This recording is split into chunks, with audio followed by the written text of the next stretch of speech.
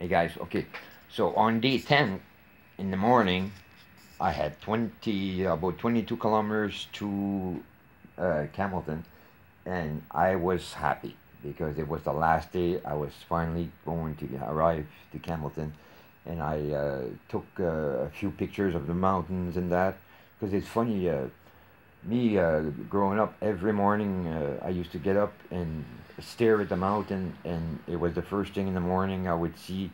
I would go outside and stare at that mountain. I loved it, and I probably climbed it, if not 100 times, not once. I think I can climb it with my eyes closed because it used to be my salvation. I used to climb that mountain and just go and look at the town. It's beautiful up there. It's just a beautiful, and it's a beautiful hike. So we used to climb a lot with my friends and that, and we used to go around it too. And it's quite a few kilometers just going around it.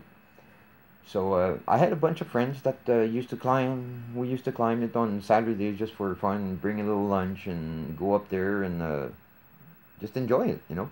It used to take about 45 minutes to climb, but it used to take us like a half an hour to come back down because coming down is much.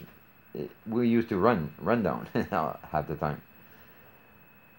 But that's what it is. That I couldn't believe that I actually made it to Campbellton. But going up there, I didn't get bothered at all. But going up there, I was tired because in that morning, I did stop on the side of the road a couple of times, and then all of a sudden the ambulance came, and like, wow. I somebody called, I guess, because they seen me taking a break. I would take a lot of breaks on the side of the road there, but it was great. And going into Campbellton, there's a guy that stopped. He said, listen, he said, I'm going to Campbellton. He said, you want a coffee on my way back? So he brought me some donuts and coffee. I thought that was pretty nice of him. That was great. So I got pretty close to Campbellton, and I couldn't believe it. I was stopping, taking pictures, and looking at the scenery because those mountains you take for granted, you know, when you live by there. And it's a beautiful, beautiful scenery. So,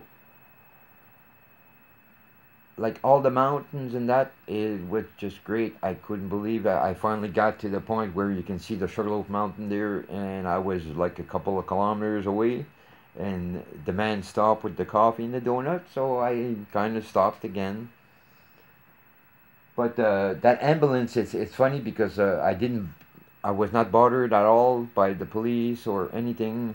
But closer to Campbellton, twice the ambulance stopped and that. So finally, I told the ambulance, I said, listen, if you get another call, it's just me. So I said, I'm almost finished my walk. I'm doing the fundraiser and that. I said, and so just don't come because I'm okay. I'm fine. I'm getting Campbellton there soon, and that's about it.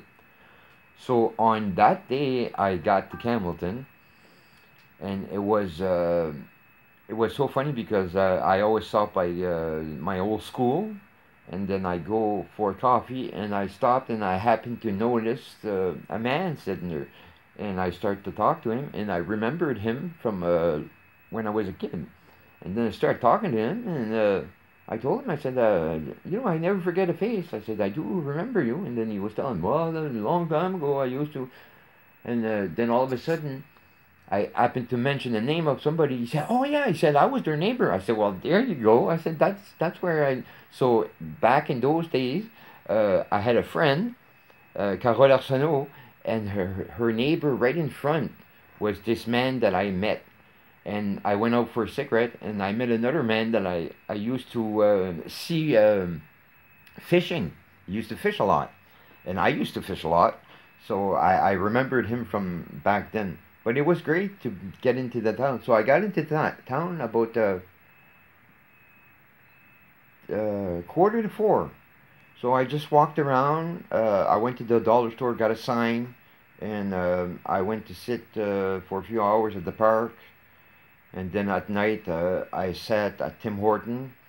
I didn't have no place to stay, so I sat at Tim Horton, and then all of a sudden I seen this man come in, and I get a sense of people, and he was nice, and I started to talk to him and all that, and I was telling him what I was doing, and his name is Daniel Chapman, and he was Indian from the reserve.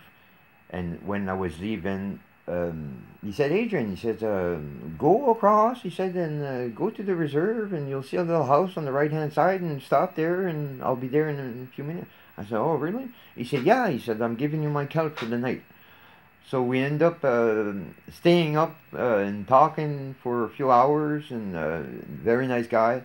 And that was it for the night. I had a good sleep on his couch, nice comfortable sleep. And I woke up in the morning for day 11. So we'll talk to you then. Ciao.